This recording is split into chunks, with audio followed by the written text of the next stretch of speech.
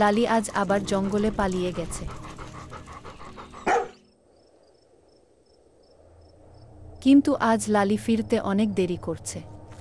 তাই না চাইলেও আমাকে লালিকে খুঁজতে যেতে হলো। ও ছাড়া আমার আর কেউ নেই। লালি আমার প্রয়াত স্বামী সুজিতের সবচেয়ে প্রিয় বন্ধু। সুজিত লালিকে নিজের সন্তানের মতো ভালোবাসত। হয়তো তাই সুজিতের মৃত্যুর পর লালি খুব মনমরা হয়ে যায়। কিন্তু কয়েক সপ্তাহ ধরে লালি প্রতিদিন জঙ্গলে পালিয়ে যাচ্ছে। ওই জঙ্গলে সুজিত লালিকে নিয়ে জঙ্গলি খরগোশ শিকার করতে যেত। হয়তো লালি সেই টানেই বারবার সেখানে ফিরে যায়।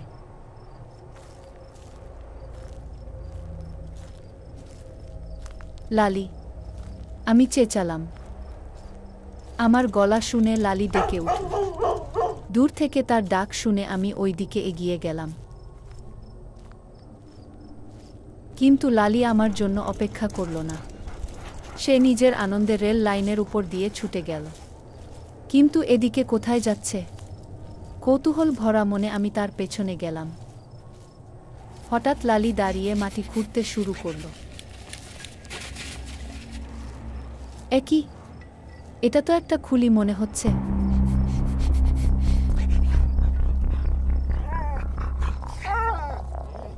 লালি, আমি জোরে চেঁচালাম। কিন্তু ও সেই খুলি মুখে করে আবার জঙ্গলের দিকে ছুটে গেল। আর কোনো উপায় না পেয়ে আমিও ওর পিছু নিলাম।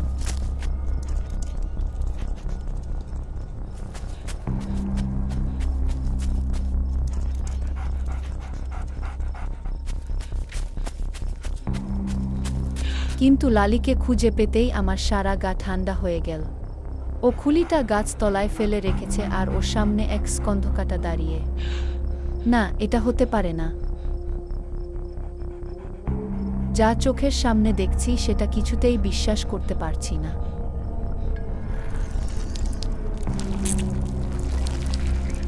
ভয় আমাকে পুরোপুরি গ্রাস করে ফেলল।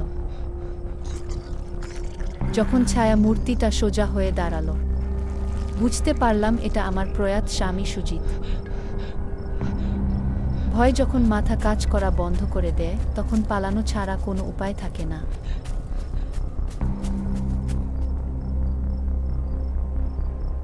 গ্রামে পৌঁছাতেই যেন আমার শরীরে প্রাণ ফিরে এল। ঘরে ঢুকে দরজা বন্ধ করে পাথরের মতো দাঁড়িয়ে রইলাম। আমি কি দেখলাম? 3 মাস আগে আমার স্বামী কাজ থেকে ফেরার সময় রেলে কাটা পড়েছিল। তার শরীরটা পাওয়া গেলেও তার মাথাটা পাওয়া যায়নি।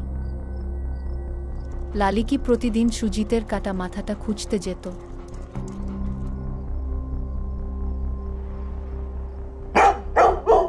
হঠাৎ বাইরে দিয়ে লালি ডেকে উঠল। আমি চুপ করে দাঁড়িয়ে রইলাম।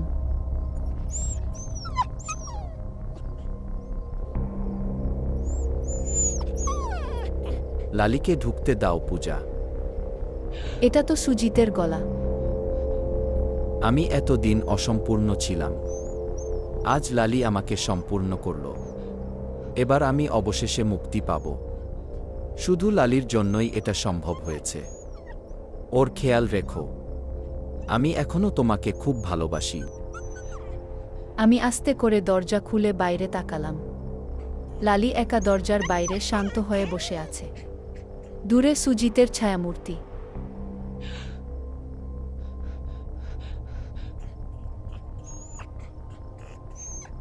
হঠাৎ সব ভয় চলে গেল। আজ শেষবার মন ভরে দেখলাম সুজিতকে। এখন লালি ছাড়া আমার আর কেউ নেই।